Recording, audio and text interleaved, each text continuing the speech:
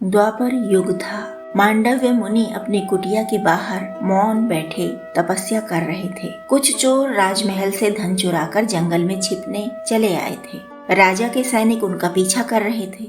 चोरों ने देखा कुटिया खाली है। बाहर आंख मूंद कर बैठा यह तपस्वी उनको देख नहीं पाएगा, तो क्यों न इस कुटिया में छिप जाएं?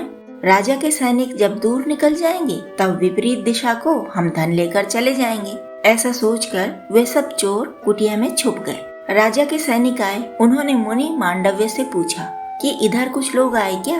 मुनि का तो मौन व्रत था, इसलिए वे कुछ नहीं बोले। उन्होंने किसी को देखा होता तो संकेत कर सकते थे, लेकिन तपस्या में आंखें बंद थी, दिखता कैसे?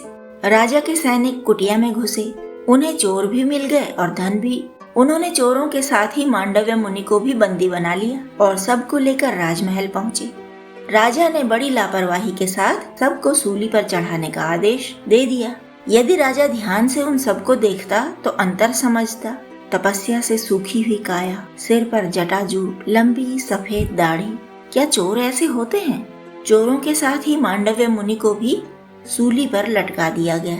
चोरों के प्राण पखेरु तो जल्दी ही उड़ गए। मांडव्य मुनि की तपस्वी काया वैसे ही लटकी रही। कई दिन बाद जब राजा को सूचना मिली कि वे जीवित हैं, तो राजा डर गया। दौड़कर मांडव्य मुनि के पास आया। उनकी आत्मशक्ति का अनुमान लगाते ही राजा ने उन्हें सूली से उतरवाया और उनके पैरों पर गिर पड़ा। गिड़गिड़ा कर क्षमा मांगने लगा। मुनि ने बिना अपराध किए इतना बड़ा दंड झेला, तब भी क्षमा कर दिया। जो शूल यानी कील उनके हाथ में ठोकी गई थी, वह पूरी निकल नहीं पाई। मांडव्य मुनि को जो प्राथमिक उपचार दिए गए, उतने पर ही वे वापस अपनी कुटिया में चले गए। तनिक स्वस्थ होते ही वे फिर से तपस्या करने लगे। लोहे का एक अंश देह के भीतर रह गया हो तो वह मृत्यु को भी निकट ले आता है।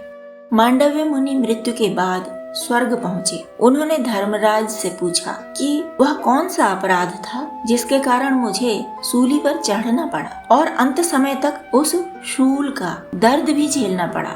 धर्मराज ने कहा, तुम बचपन में कीड़ों को तिनकों से, सींकों से छेड़ा करते थे, उन्हें भी इसी तरह कष्ट होता था।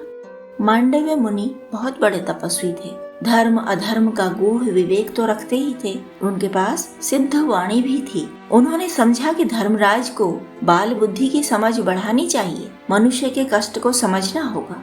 उन्होंने धर्मराज को श्राप दिया कि जाओ, मृत्युलोक में शूद्रा की कोख से जन्म लो और मनुष्य की पीड़ा को समझो। इस श्राप के कारण ही धर्मराज ने हस्तिनापुर राजमहल की एक दासी के गर्भ से जन्म लिया था और उन्हें विदुर नाम दिया गया था। वे राजमहल में ही पले बढ़े और राजकुमारों के साथ ही शिक्षा दीक्षा ली थी उन्होंने। अपनी धर्म बुद्धि के कारण ही वे महात्मा विदुर कहलाए।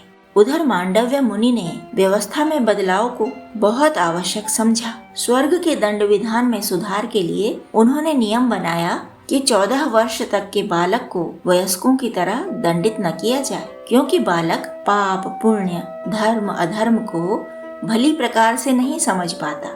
वह अपनी सहज जिज्ञासा से कुछ भी करता चला जाता है। मांडव्य मुनि की इस स्थापना को सम्मान मिला। शनि, जो न्याय के देवता कहे जाते हैं, वे भी 14 साल तक के बालक बालिकाओं को दंड नहीं देते, भले ही उनकी शनि की महादशा चल रही हो, अंतरदशा चल रही हो या फिर 7.5 ही क्यों न चल रही हो।